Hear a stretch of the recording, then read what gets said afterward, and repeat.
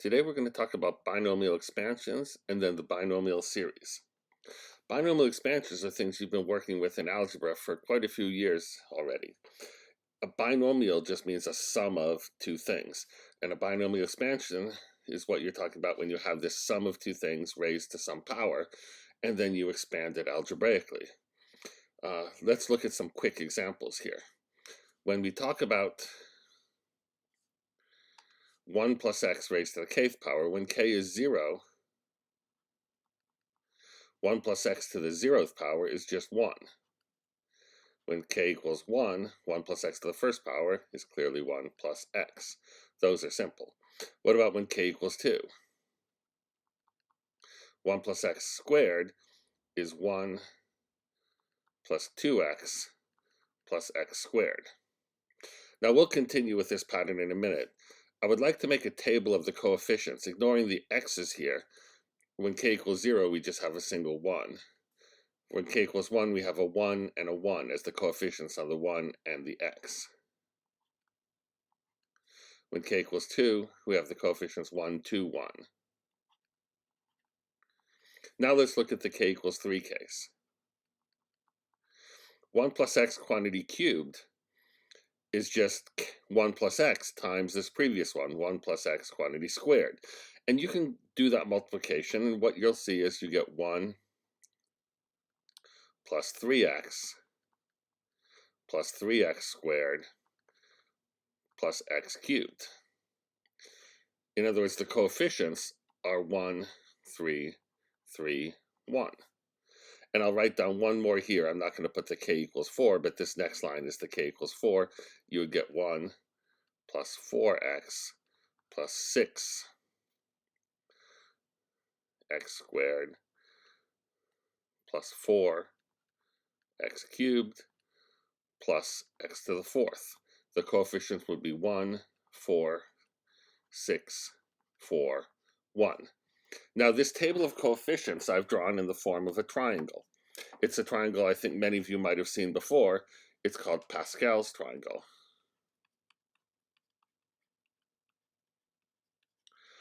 The rule for Pascal's triangle is very simple. You start with a 1, and then when you go down a row, you shift just a half a space over and you put the 1 and 1 there. And then as you keep going down, you shift over a half a space, you put a 1 there. You can, each term in this row is the sum of the two terms directly above it. And by directly above it, I mean above left and above right. 2 is the sum of 1 and 1. You can think of this 1 here as the sum of 1 plus 0, if you think of zeros outside the triangle. So this 1 is 1 plus 0. When you get to the next row, you start with the 1, that's just the 0 plus 1. Then 1 plus 2 is 3, 2 plus 1 is 3, and the 1 to end it. Then, of course, you get 1, 4, 6, 4, 1. We could easily fill out further rows of the triangle. 1, 5, 10, we just add the 4 and 6, 10, 5, 1, 1, 6, 15, 20, 15, 6, 1. That tells us, and you can see how this works if you try to use algebra and multiply this quantity here, which is 1 plus x quantity to the 4th power. That should be a 4 there. If you multiply that by 1 plus x, it's like multiplying everything by 1 and multiplying everything by x. Multiplying by x kind of shifts the terms over to the right in the triangle because it increases the power of x. And when you add that to what you get when you multiply by 1, that's why each term, the coefficient on each power of x, is the sum of those things directly up and to the left and directly up and to the right. So the next one will be 1, 6, 1 plus 6 x plus 10x squared plus 10x cubed plus 6x to the 4th plus x to the 5th. And the one after that will be 1 plus, I'm sorry, that should have been a 5x. That should have been a 5x to the 4th. I'm writing these badly. 1 plus, the next one is 1 plus 6x plus 15x squared plus 20x cubed plus 15x to the 4th plus 6x to the 5th plus x to the 6th. And these patterns continue, and one can prove that they all continue exactly as expected. So it gives you an easy way to compute a binomial expansion, 1 plus x raised to some high power. You just have increasing powers of x to the 0th, 1st, 2nd, 3rd, 4th, 5th, 6th, etc., and the coefficients come from the corresponding row of Pascal's triangle. So if we think of this as row 0, row 1, etc., this would be row 6. Then to find 1 plus x to the kth power, you just have increasing powers of x with coefficients from the kth row of Pascal's triangle.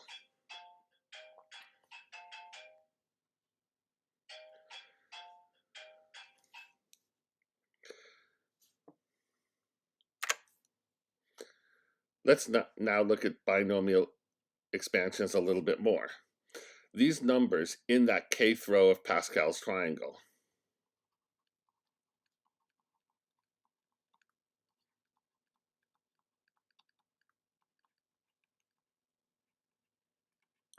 are exactly the numbers which we'll give names to of k choose 0. We read this symbol as k choose 0, k choose 1, k choose 2, all the way up to k choose k. There's a reason we call these k choose 0, k choose 1, k choose 2, all the way up to k choose k, and that's because this symbol, k choose n, actually is important in a field called combinatorics, which is the mathematics of counting, and this tells you the number of ways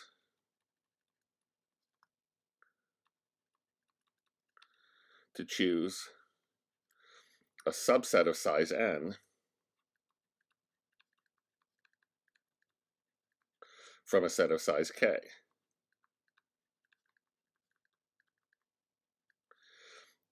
What does that mean? Well, let's say you have a group of k people and you want to choose n of them to form a committee. How many different ways can you do that? Well, the answer is k choose n. Is there a simple formula for k choose n? The answer is yes. K choose n is given by this formula, k times k minus 1 times k minus 2 down to k minus n plus 1. Here you'll have n factors on top because you're starting with k minus 0, that's the k minus 1, k minus 2 to k minus n plus 1, and you divide by 1 times 2 times 3 up to n, that's n factorial on the bottom. We can write this just using factorials as k factorial over k minus n factorial times n factorial, since this bottom part is n factorial, and k factorial over k minus n factorial is just 1 times 2 times 3 all the way up to k divided by 1 times 2 times 3 all the way up to k minus n. Why is that? Because here if we're going from 1, 2, 3 all the way up to k, we go all the way to k minus n, and then we continue with k minus n plus 1. Let me erase this and move this over.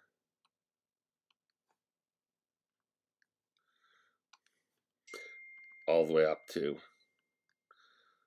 k. So k minus n, that should be k minus n plus 1 there. Let me make sure all of that actually looks readable.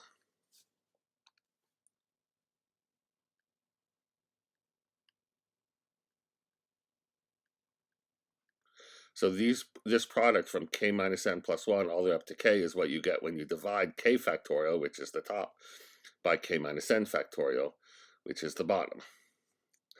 And thus this quantity k choose n is given by this beautiful formula k factorial over k minus n factorial n factorial. Just to check, you can look at these numbers, say in row 6. This number is 6 choose 0. In fact, it's easy to see that k choose 0 is always 1. You have an interpretation of that as the number of ways to choose a subset of size 0 from a set of size k is just 1. Choose none of the people, for example. 6 here would be 6 choose 1.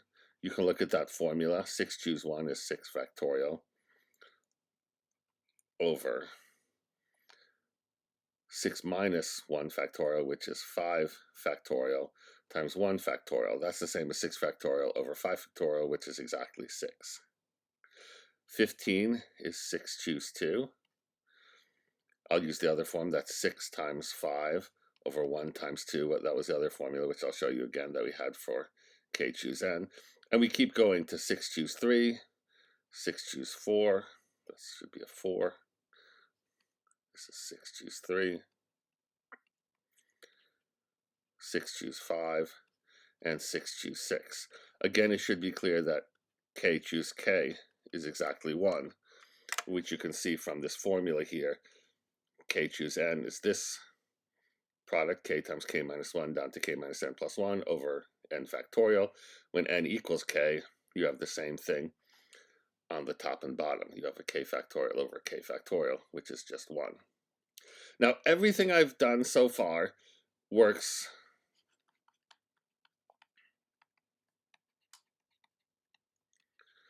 when k is a non-negative integer, 0, 1, 2, 3, etc.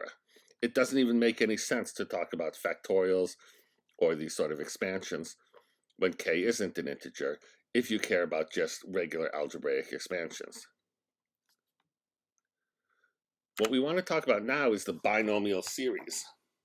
The binomial series is just a series expansion for this function f of x equals 1 plus x to the k. And for this, k can be any real number now.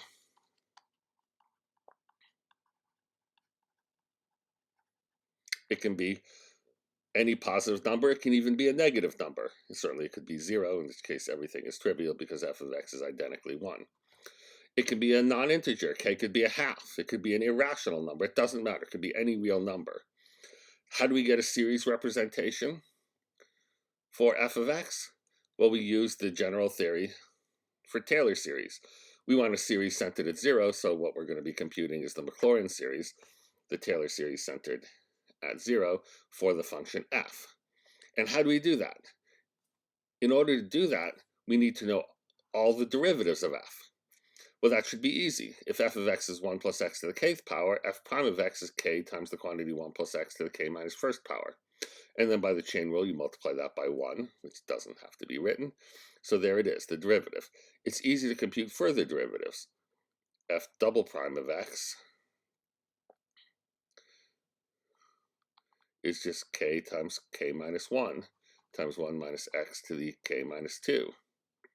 F triple prime of x, we just differentiate again, is k times k minus 1 times k minus 2 times 1 minus x to the k minus 3. And that pattern continues. If I want to know the nth derivative of f at x, I just do this n times. I get exactly k times k minus 1 times k minus 2, all the way to, not quite k minus n. You'll notice here when I want the third derivative, I stop at k minus 2. I'm going to stop at k minus n plus 1, and then what I'll have is 1 minus x to the k minus n. Now, in order to compute the Maclaurin series, I don't just need these derivatives, I need their value at 0. F of 0, that's the 0th derivative of f at 0, is clearly 1 when I just plug in 1 here. F prime of 0, plug in x equals 0 here, I get 1. F prime of 0, when I plug in x equals 0, is just k. F double prime of 0 is k times k minus 1, and we can continue that all the way to, well, forever, and we can see that the nth derivative of f at 0 is precisely k times k minus 1 up to k minus n plus 1. And we can do that for any number n as we keep going on and on. Now, what are the Taylor coefficients? Well, the Taylor coefficients, what I'll call C sub n, this is the nth Taylor coefficient.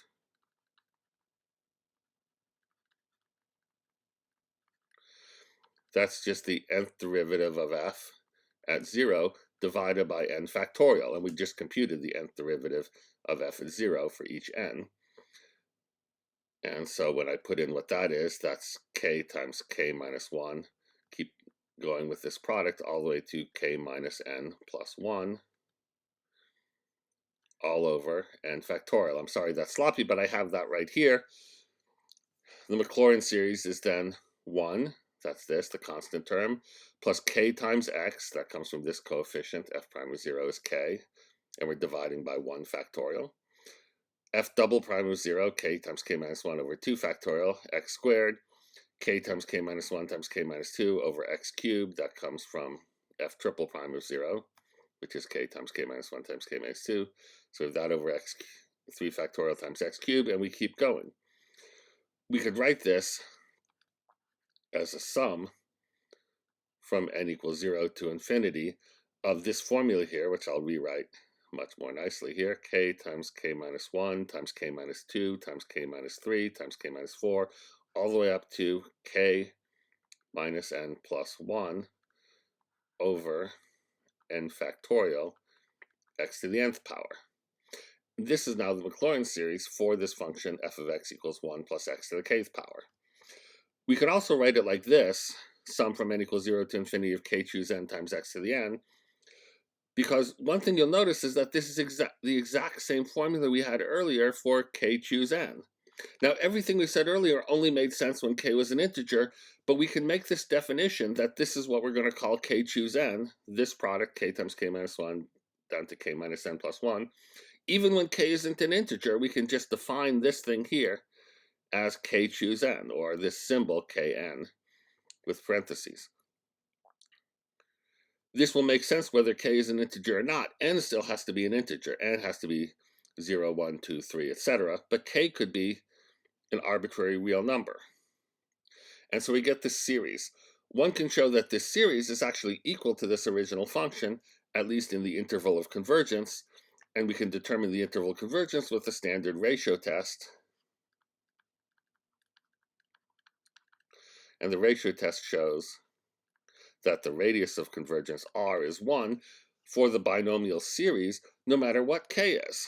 This is true for all k, with some minor caveats. First thing, for different k's, what happens at the endpoints might be different. But for all of these series, no matter what k is, the series converges, absolutely, in fact, and equals this function f of x on this open interval minus 1 to 1. What happens at the endpoints depends on k. And we're going to see that for some values of k, namely the positive integers, this series actually has terms which are always 0 after a certain point, and will actually be a finite series.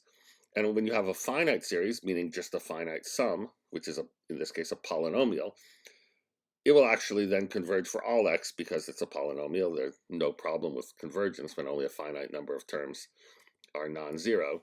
So when I say r equals 1 for all k, this would be with the exception of k equals 0, 1, 2, 3, etc., when we'll see that the series actually always converges because it's actually a finite series.